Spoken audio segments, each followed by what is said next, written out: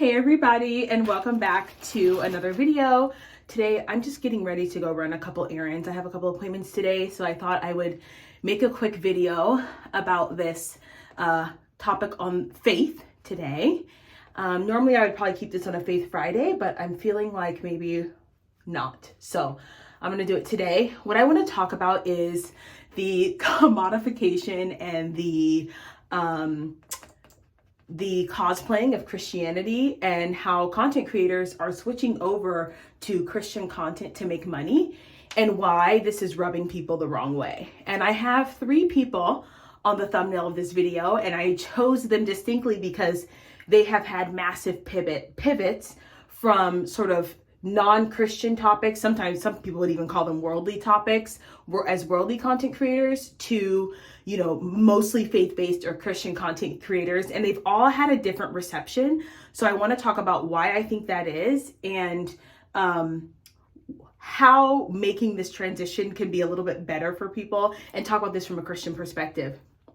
So the first person I want to talk about is Britney Dawn, who was actually a fitness influencer. She made so much money as a fitness influencer, but unfortunately was found to have had some shady business practices. And so she was sued by the state of Texas.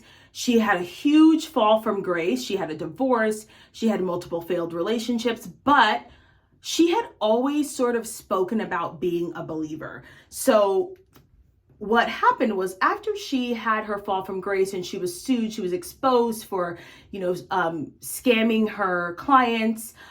She was all over the news. She was on Good Morning America. Britney Dawn transitioned out of fitness content into more faith-based and lifestyle content and Christian creation content.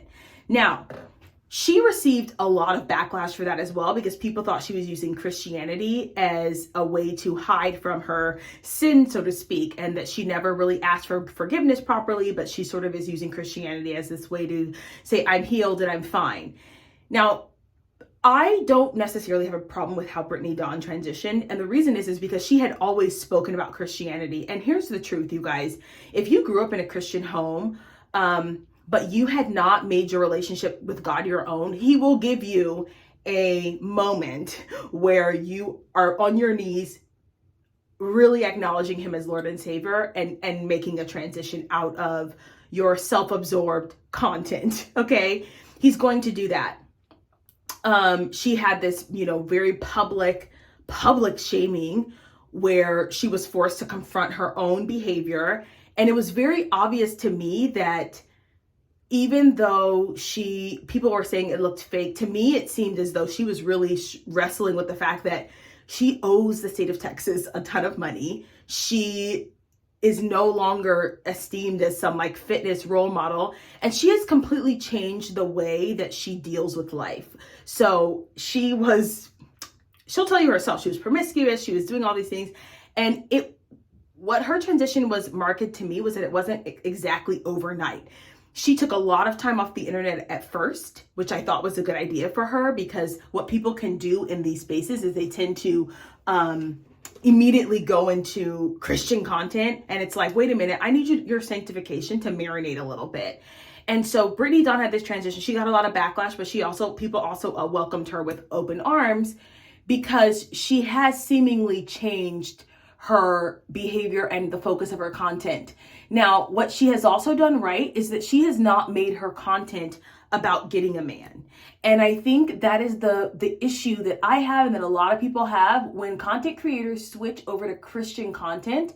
They do so and they often begin talking about the way that you should be dressing and the way and how to approach a man and how to get, or not approach a man, but how to get a husband. And it becomes very performative and topical. And that's the problem. So with Britney Dawn, I didn't necessarily see this switch of oh, this is how you get married, or this is how her content really became about her own personal journey with Christ. So I would say that she did hers halfway right. Okay, who am I? I'm just talking, right? The next person I want to talk about is Megan Ashley, which I think did a fantastic transition. And her transition seems very authentic to me, and I'm gonna explain to you why. So she was on a podcast with B. Simone called Yeah, No, For Sure. They had a falling out, and Megan Ashley, the thing that made her transition to Christian content less controversial is, number one, she very clearly, immediately sought discipleship.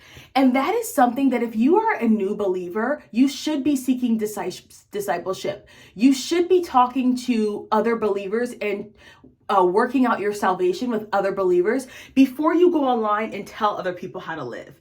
And that's the thing that like Britney Dawn and Megan Ashley have kind of done better than Amani Talks, is they're not necessarily telling people how to live their lives. They're talking about their own journey. They're not saying you should do this. They're not talking down to other women. They're just explaining their lives. Whether you agree with them or not does not matter. They are just living their lives, their Christian lives, and explaining it. Megan Ashley in particular has clearly sought discipleship with Jackie Hill Perry. The people that she has on her podcast, she's asking questions about doctrine and theology. Like, it is very obvious to me that she cares about working out her own salvation more than she cares about making sure that y'all are behaving in a way that satisfies her Christianity. And I think Megan Ashley has done this transition very well. So even though she started her new podcast and has transitioned to faith-based content, it wasn't the kind of content that told you how to get a man, how to dress. Now I'm cosplaying Christianity by, shout out to the spiritual whistleblower for that term, where I'm wearing these buttoned up pearl tops and these cardigans, and I've cut my hair and I'm looking demure and modest for the sake of potentially attracting a certain kind of man.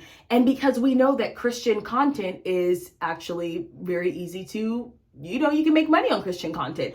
All you have to do, people love a superficial Christian. They'll say that they don't, but they actually love a superficial Christian. They love, like, here are 10 things you can do so you can, be more Christian. And it's like, okay, yeah, you're telling me to cut my hair, stop wearing makeup, do this or that. So it doesn't come across as authentic when you go from telling people how to live worldly to telling people how to live spiritually and godly when you haven't had time to wrestle with that with the Lord. That's the problem. So let's go to Amani Talks. Nobody knew she was a bottle girl until she mentioned it. Amani Talks was doing content on decentering men. She was doing content on, sort of like pink pill, sprinkle, gold digging content. And then out of nowhere, she's like, I'm a believer. I'm doing this. Now, is it possible that she 100% had a conviction from the Lord? Yes. The problem is that you are not supposed to be teaching and instructing as a babe. And she says, I'm not a baby. Well, honey, you were living your life for the better half of 8-9 years as an unbeliever. So you really should be working on your sanctification before you go out and tell people how to live their lives. Now, the issue is that Amani Talks switched from her pink pill sort of sprinkle content to telling other women how to live a Christian lifestyle, which is the problem.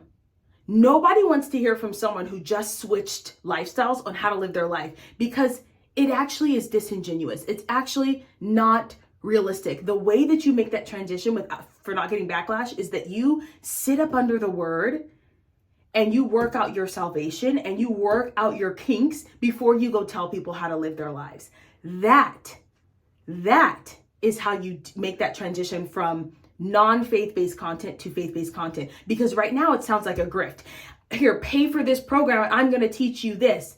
It's like, well, 2 days ago you were telling me how to be a gold digger and to ignore men, and now you want me to behave in a way where I respect men according to the Bible. That doesn't, people are smart enough to know that doesn't make sense. So we have to stop commodifying Christian content, and Christians should also stop engaging in this kind of content, to be honest. Pray for her, uplift her, encourage her to get under the word, encourage her to get to a church, encourage her to have discipleship, but don't encourage her to be a performative Christian. Encourage her to be a Christian who acts before she tells people how to act. And that's why Megan Ashley and Britney Dawn's transitions have been a little bit more well received, because they're not saying you should do this. They're talking about their own journey more than they're talking about how you should live. And that's what believers do. That's what baby believers should be doing. All right, you guys, I hope you enjoyed this video. I know it was short, but I just wanted to go in here and talk about that because I think this is an interesting topic in the space of content creation. If this video resonated with you or you have disagreements, that's fine. You can disagree. You just can't be disrespectful. Don't forget to like, share, comment, and subscribe, and I'll see you guys in the next one. Bye.